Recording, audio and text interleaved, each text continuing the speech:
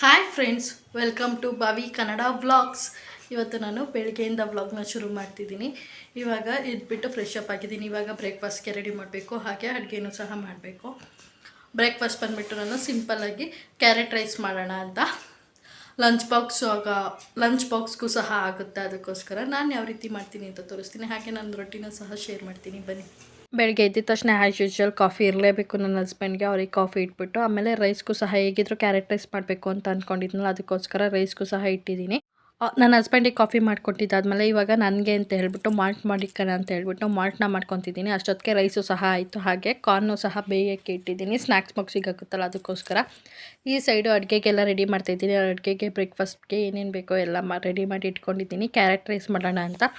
Carrot ರೈಸ್ಗೆ rice ಸ್ವಲ್ಪ ತಣ್ಣಗಾಗಬೇಕಿತ್ತು, ಅದಕ್ಕೋಸ್ಕರ first sambar ಮಾಡಿಬಿಡೋಣ ಅಂತ ಹೇಳ್ಬಿಟ್ಟು ಇಲ್ಲಿ ಸಾಂಬಾರನ್ನ ಮಾಡ್ತಿದ್ದೀನಿ. ಸಾಂಬಾರು ಬಂದುಬಿಟ್ಟು ಮೊಳಕೆ ಕಾಳು ಸಾಂಬಾರು ಮಾಡೋಣ ಅಂತ.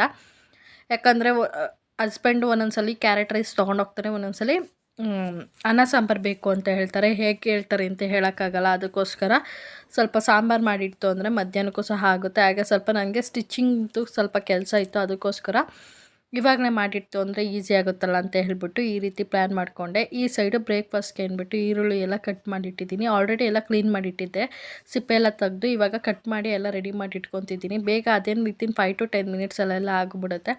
ರೆಡಿ ಮಾಡಿ ಇಟ್ಕೊತು ಅಂದರೆ ಅನ್ನ ಒಂದು ಆಯಿತು ಅಂದರೆ ಕ್ಯಾರೆಟ್ನ ತುರ್ತಿಟ್ಕೊತು ಅಂದರೆ 10 ಮಿನಿಟ್ಸಲ್ಲೆಲ್ಲ ನಿಮಗೆ ಲಂಚ್ ಬಾಕ್ಸ್ ರೆಡಿ ಆಗಿಬಿಡುತ್ತೆ. ಅದಕ್ಕೋಸ್ಕರ ನಾನು ಫಸ್ಟು ಸಾಂಬಾರ್ಗೆ ಇಟ್ಬಿಡೋಣ ಅಂತ ಹೇಳ್ಬಿಟ್ಟು ಇಲ್ಲಿ ಸಾಂಬಾರಿಗೆ ಮಾಡ್ತಿದ್ದೀನಿ. ಸಾಂಬಾರ್ಗೂ ಅಷ್ಟೇ ಎಲ್ಲ ರುಬ್ಬಿ ಇವಾಗ ಒಗ್ಗರಣೆ ಹಾಕ್ಬಿಟ್ಟು ಕುಕ್ಕರ್ ಲಿಟ್ನ ಕ್ಲೋಸ್ ಮಾಡ್ತು ಅಂದರೆ ಅದ್ರ ಪಾಡಿಗೆ ಅದು ಆಗಿಬಿಡುತ್ತೆ ಅಂತ ಹೇಳ್ಬಿಟ್ಟು ಈ ರೀತಿ ಮಾಡ್ಕೊತಿದ್ದೀನಿ. ಅಷ್ಟೊತ್ತಿಗೆ ನನ್ನ ಮಗ ನನಗೂ ಹಾಲು ಬೇಕು ಅಂತ ಇದ್ದ, ಅವನಿಗೂ ಹಾಲನ್ನ ಕಾಯಿಸ್ಕೊಡ್ತಿದ್ದೀನಿ. ಅವ್ನು ಕಾಯಿಸ್ಕೊಟ್ಬಿಟ್ಟು ಇವಾಗ ಕ್ಯಾರೆಟ್ ರೈಸ್ಗೆ ಮಾಡೋಕ್ಕೆ ಇಟ್ಟಿದ್ದೀನಿ. ಇವಾಗ ಕ್ಯಾರೆಟ್ ರೈಸ್ ಮಾಡೋಕ್ಕೆ ನಾನು ಇಲ್ಲಿ ಒಂದು ಬಾಣಲೆನ ಇಟ್ಕೊಂಡಿದ್ದೀನಿ. ಆ ಬಾಣಲೆಗೆ ಬಿಸಿ ಆದಮೇಲೆ ಇವಾಗ 1-2 ಸ್ಪೂನ್ ಆಗೋಷ್ಟು ಎಣ್ಣೆ, 1 ಸ್ಪೂನ್ ಆಗೋಷ್ಟು ತುಪ್ಪ. ನೀವು ಬೇಕಂದರೆ ಬರೀ ತುಪ್ಪದಲ್ಲೂ ಮಾಡ್ಕೊಬೋದು, ಇಲ್ಲಾಂದರೆ ಎಣ್ಣೆ ತುಪ್ಪ ಈ ರೀತಿ ಮಿಕ್ಸ್ ಮಾಡಿ ಸಹ ಹಾಕ್ಕೋಬೋದು. ಇವಾಗ ಅವೆರಡು ಬಿಸಿ ಆದಮೇಲೆ ಇವಾಗ ನಾನು ಸ್ವಲ್ಪ ಸಾಸಿವೆ, ಜೀರಿಗೆ, ಗೋಡಂಬಿ ಹಾಕೋದ್ರಿಂದ ಚೆನ್ನಾಗಿರುತ್ತೆ ಟೇಸ್ಟ್. ಅದಕ್ಕೋಸ್ಕರ ಗೋಡಂಬಿ, ಒಂದು ಸ್ವಲ್ಪ ಕಡಲೆಬೇಳೆ, ಇಷ್ಟು ಕಡಲೆಬೇಳೆ ಸ್ವಲ್ಪ ಕೆಂಪಾಗೋವರೆಗೂ ಫ್ರೈ ಮಾಡ್ಕೋಬೇಕು. ಹಾಗೆ ಹಸಿಮೆಣ್ಸಿನ್ಕಾಯಿ 1-2 ಕಟ್ ಮಾಡಿ ಹಾಕ್ಕೊಂಡಿದ್ದೀನಿ.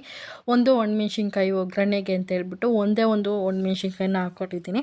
ಇವಾಗ ಇಷ್ಟನ್ನು ಹಾಕ್ಕೊಂಡು ಫ್ರೈ ಮಾಡ್ಕೋಬೇಕು. ಅದು ಸ್ವಲ್ಪ ಫ್ರೈ ಆದಮೇಲೆ ಇವಾಗ ಸಣ್ಣದಾಗಿ ಕಟ್ ಮಾಡ್ಕೊಂಡಿರೋಂಥ ಈರುಳ್ಳಿ ಮತ್ತು ಒಂದು ಸ್ವಲ್ಪ ಕರಿಬೇವನ್ನ ಹಾಕ್ಕೊಂಡು ಚೆನ್ನಾಗಿ ಫ್ರೈ ಮಾಡ್ಕೋಬೇಕು. ಈರುಳ್ಳಿ ಸ್ವಲ್ಪ ಟ್ರಾನ್ಸ್ಪರೆಂಟ್ ಆಗಬೇಕು, ಆ ರೀತಿ ಫ್ರೈ ಮಾಡ್ಕೋಬೇಕು. ಇದು ರೈಸ್ ಅಂತೂ ತುಂಬಾ ಚೆನ್ನಾಗಿರುತ್ತೆ, ಟೇಸ್ಟ್ ಅಂತೂ ನಿಜವಾಗ್ಲೂ ಹೇಳ್ತಿದ್ದೀನಿ. ಇವಾಗ ಕೆಲವು ಮಕ್ಕಳು ತರಕಾರಿ ಎಲ್ಲ ಕಟ್ ಮಾಡಾಕ್ತು ಅಂದರೆ ಅಷ್ಟು ಇಷ್ಟಪಟ್ಟು ತಿನ್ನಲ್ಲ.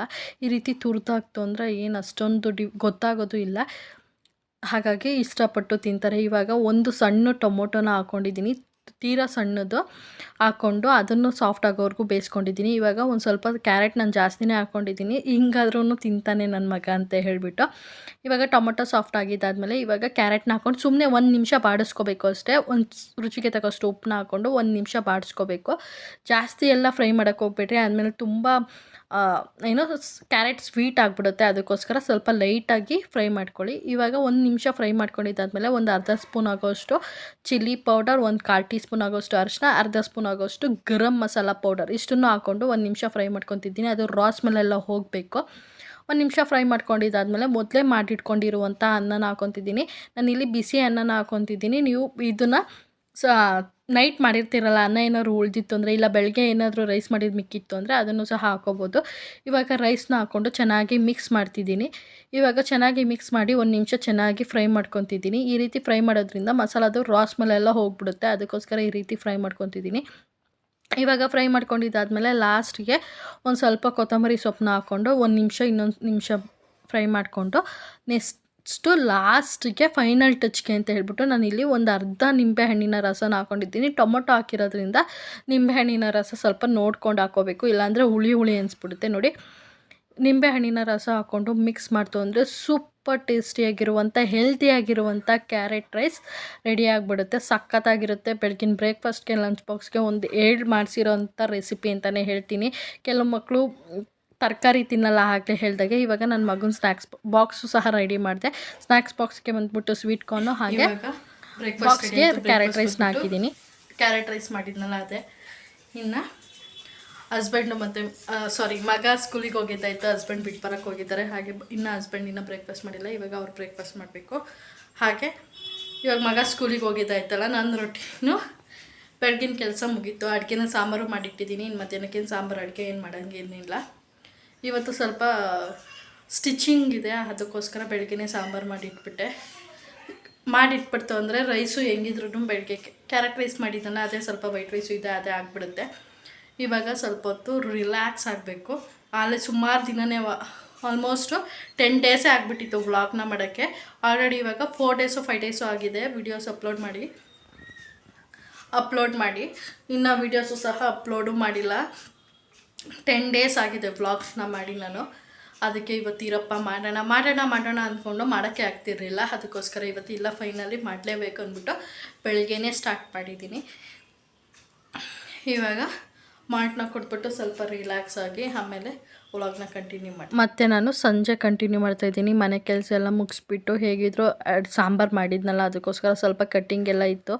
ಬ್ಲೌಸ್ ಕಟ್ಟಿಂಗ್ ಮಾಡಿ ಇಟ್ಕೊಂತಂದರೆ ನನಗೆ ಫ್ರೀ ಟೈಮ್ ಆದಾಗ ಬೇಕಾದರೆ ಸ್ಟಿಚ್ ಮಾಡ್ಕೊಬೋದು. ಕಟ್ಟಿಂಗೇ ಮೇಯ್ನ್ ಇರೋದು. ಕಟ್ಟಿಂಗ್ ಸ್ವಲ್ಪ ನೀಟಾಗಿ ಮಾಡ್ಕೊತಂದರೆ ಸ್ಟಿಚಿಂಗ್ ಸ್ವಲ್ಪ ಹೆಚ್ಚು ಕಮ್ಮಿ ಆದರೂ ನೋಡ್ಕೋಬೋದು.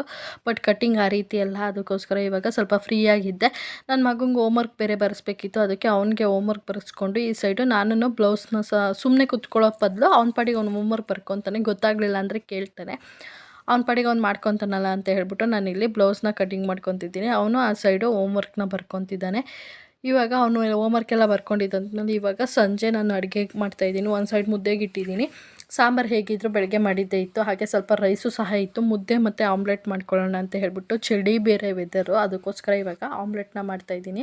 ನನ್ನ ಹಸ್ಬೆಂಡ್ ಆಮ್ಲೆಟ್ ಮಾಡಿಕೊಡು ಅಂತ ಹೇಳಿದ್ರು. ಸರಿ ಆಯಿತು ಅಂದ್ಬಿಟ್ಟು ಇವಾಗ ಆಮ್ಲೆಟ್ನ ಮಾಡ್ತಾಯಿದ್ದೀನಿ. ಆಮ್ಲೆಟ್ಗೆ ಏನಿಲ್ಲ, ಆಸ್ ಯೂಶುವಲ್ ಎಲ್ಲರೂ ಹೇಗೆ ಮಾಡ್ತಾರೋ ಹಾಗೇ ಮಾಡೋದು. ಈರುಳ್ಳಿ, ಮೆಣಸಿನ್ಕಾಯಿ, ಕೊತ್ತಂಬರಿ, ಸ್ವಲ್ಪ ಚಿಲ್ಲಿ ಪೌಡರು, ರುಚಿಗೆ ತಕ್ಕಷ್ಟು ಉಪ್ಪು, ಒಂದು ಸ್ವಲ್ಪ ಪೆಪ್ಪರ್ ಪೌಡರ್ನ ಹಾಕ್ತೀನಿ ನಾನು. ಅಂದರೆ ಚಿಲ್ಲಿ ಪೌಡರು ಮತ್ತು ಪೆಪ್ಪರ್ ಪೌಡರ್ನ ಚೂರೇ ಹಾಕೋದು. ಅದಕ್ಕೋಸ್ಕರ ಚೂರು ಹಾಕ್ಬಿಟ್ಟು ಸ್ವಲ್ಪ ಆಯಿಲ್ನ ಹಾಕಿ ಮೊಟ್ಟೆ ನೋಡಿಕೊಂಡು ಹಾಕ್ತೀನಿ ಅಷ್ಟೇ. ಏನು ಇದಾಗೆ ಎಲ್ಲ ಮಾಡಲ್ಲ. ತರಕಾರಿ ಎಲ್ಲ ಹಾಕೋಕ್ಕೆ ಹೋಗಲ್ಲ. ಒಂದೊಂದ್ಸಲಿ ತರಕಾರಿ ಹಾಕಿನೂ ಸಹ ಮಾಡ್ಕೊತೀನಿ. ಇವತ್ತು ಸಿಂಪಲ್ಲಾಗಿ ಸುಮ್ಮನೆ ಸೈಡ್ಸ್ಗಾಗಿ ಬೇಕಾಗಿರೋದಲ್ವ, ಹಾಗಾಗಿ ಇವಾಗ ಸಿಂಪಲ್ಲಾಗೆ ಮಾಡ್ಕೊತಿದ್ದೀನಿ. ಜಾಸ್ತಿ ಏನು ಇದು ಮಾಡ್ಕೊತಿಲ್ಲ. ಆ ಸೈಡ್ ಮುದ್ದೆನೂ ಸಹ ಬೇಯ್ತಿದೆ. ಈ ಸೈಡು ಆಮ್ಲೆಟ್ಗೂ ಸಹ ಎಲ್ಲ ರೆಡಿ ಮಾಡಿ ಇಟ್ಕೊಂಡಿದ್ದೀನಿ. ಇವಾಗ ವೆದರು ಒಂಥರ ಕೋಲ್ಡ್ ಆಗಿರೋದಕ್ಕೆ ನಾನು ಸ್ವಲ್ಪ ಬಿಸಿದೇ ಮಾಡ್ಕೊತೀನಿ. ಅಂದರೆ ಇವಾಗ ಏನಾದರೂ ಬೆಳಗ್ಗೆನೇ ಸಾಂಬಾರು ಮಾಡಿಟ್ಟಿತ್ತು ಅಂದರೆ ಸಂಜೆ ಹೊತ್ತು ಬಿಸಿ ಇನ್ನೇನು ಊಟ ಮಾಡ್ತೀವಿ ಅಂದಾಗ ಬಿಸಿ ಮಾಡಿ ಇಟ್ಕೊತೀನಿ. ಯಾಕಂದರೆ ಆರೋಗಿರೋದೆಲ್ಲ ತಿನ್ನೋಕ್ಕಾಗಲ್ಲ. ಇವಾಗ ವೆದರು ಸಹ ಹಾಗೇ ಇದೆ. ಅದಕ್ಕೋಸ್ಕರ ನಾನು ಈ ರೀತಿ ಮಾಡ್ಕೊತೀನಿ. ಇಲ್ಲ ಒಂದೊಂದ್ಸಲಿ ನೈಟೇ ಸಾಂಬಾರು ಎಲ್ಲ ಅಡುಗೆ ಎಲ್ಲ ಪೂರ್ತಿ ಕಂಪ್ಲೀಟಾಗಿ ಸಂಜೆ ಹೊತ್ತೇ ಮಾಡ್ಕೊತೀನಿ. ಒಂದೊಂದ್ಸಲಿ ಹೇಗಾಗುತ್ತೋ ಹಾಗೆ. ಇವಾಗ ನನಗೂ ಸ್ವಲ್ಪ ಕೆಲಸ ಜಾಸ್ತಿ ಏನಾದರೂ ಇತ್ತು ಅಂದರೆ ನಾನು ಬೆಳಗ್ಗೆನೇ ಸಾಂಬಾರು ಮಾಡಿ ಇಟ್ಕೊಂಡ್ಬಿಡ್ತೀನಿ. ಏಕೆಂದರೆ ಕೆಲಸ ಎಷ್ಟೊತ್ತಿಗೆ ಆಗುತ್ತೆ ಏನು ಅಂತ ಹೇಳೋಕ್ಕಾಗಲ್ಲ. ಅದಕ್ಕೋಸ್ಕರ ನಾನು ಈ ರೀತಿ ಮಾಡ್ಕೊತೀನಿ. ಇವತ್ತು ಸ್ವಲ್ಪ ಕೆಲಸ ಎಲ್ಲ ಮುಗಿಸ್ಕೊಂಡಿದ್ದೆ, ಹಾಗಾಗಿ ಬೆಳಗ್ಗೆನೇ ಸ್ವಲ್ಪ ಕೆಲಸ ಇತ್ತು ಅಂತ ಹೇಳ್ಬಿಟ್ಟು ಸಾಂಬಾರು ಮಾಡಿಬಿಟ್ಟಿದ್ನಲ್ಲ, ಅದಕ್ಕೋಸ್ಕರ ಇವಾಗ ಈ ರೀತಿ ಸಿಂಪಲಾಗಿ ಮಾಡ್ಕೊತಿದ್ದೀನಿ. ಇವಾಗ ಈ ಸೈಡ್ ಆಮ್ಲೆಟ್ ಎಲ್ಲ ಹಾಕಿದ್ದಾಯಿತು. ಇವಾಗ ಸಾಂಬಾರನ್ನೂ ಸಹ ಬಿಸಿಗಿಟ್ಟಿದ್ದೀನಿ ನಾನು ಆವಾಗಲೇ ಹೇಳ್ದಾಗೆ. ಮತ್ತು ನಾನು ವೀಡಿಯೋನ ಊಟ ಎಲ್ಲ ಮುಗಿಸಿ ಕಂಟಿನ್ಯೂ ಮಾಡ್ತಿದ್ದೀನಿ. ಊಟ ಬಂದುಬಿಟ್ಟು ಬೆಳಗ್ಗೆನೇ ಹೇಗಿದ್ರು ಸಾಂಬಾರು ಮಾಡಿದ್ನಲ್ಲ, ಅದಕ್ಕೇ ಸ್ವಲ್ಪ ಮುದ್ದೆನೇ ಮಾಡ್ಕೊಂಡಿದ್ದೆ. ಬೆಳಗ್ಗೆದೇ ಸ್ವಲ್ಪ ರೈಸ್ ಇತ್ತು, ಅದೇ ಆಯಿತು. ಏನು ಮಾಡೋಕ್ಕೆ ಹೋಗಲಿಲ್ಲ, ಅದೇ ಆಯಿತು. ಸರಿಗೆ ವ್ಲಾಗ್ ಮಾಡೋಕ್ಕೆ ಆಗಿಲ್ಲ, ಯಾಕಂದರೆ ಸ್ವಲ್ಪ ಕಟ್ಟಿಂಗು ಸ್ಟಿಚಿಂಗ್ ಎಲ್ಲ ಇತ್ತಲ್ಲ, ಹಾಗಾಗಿ ಸರಿ ವೀಡಿಯೋಸ್ ಮಾಡೋಕ್ಕಾಗಲಿಲ್ಲ. ಇವತ್ತಿನ ವೀಡಿಯೋನ ನಾನು ಇಲ್ಲಿಗೆ ಎಂಡ್ ಮಾಡ್ತಿದ್ದೀನಿ. ಈ ವಿಡಿಯೋ ನನಗೆ ಇಷ್ಟ ಆದರೆ ಪ್ಲೀಸ್ ಲೈಕ್ ಮಾಡಿ. ಇನ್ನೂ ಯಾರೆಲ್ಲ ನನ್ನ ಚಾನಲ್ನ ಸಬ್ಸ್ಕ್ರೈಬ್ ಮಾಡಿಲ್ವೋ ಪ್ಲೀಸ್ ಸಬ್ಸ್ಕ್ರೈಬ್ ಮಾಡಿ. ಹಾಗೆ ಪಕ್ಕದಲ್ಲೇ ಕಾಣಿಸೋ ಬೆಲ್ ಐಕಾನ್ನ ಕ್ಲಿಕ್ ಮಾಡಿ. ಆವಾಗ ನಾನು ಯಾವಾಗಲೇ ವೀಡಿಯೋಸ್ ಅಪ್ಲೋಡ್ ಮಾಡಿದ್ರು ನಿಮಗೆ ನೋಟಿಫಿಕೇಶನ್ ಬರುತ್ತೆ. ಪ್ಲೀಸ್ ಸಬ್ಸ್ಕ್ರೈಬ್ ಮಾಡಿ. Thank you for watching. ಮತ್ತೊಂದು ವೀಡಿಯೋ ಜೊತೆಗೆ ಸಿಗ್ತೀನಿ. ಅಲ್ಲಿವರೆಗೂ ಟೇಕ್ ಕೇರ್, ಬಾಯ್.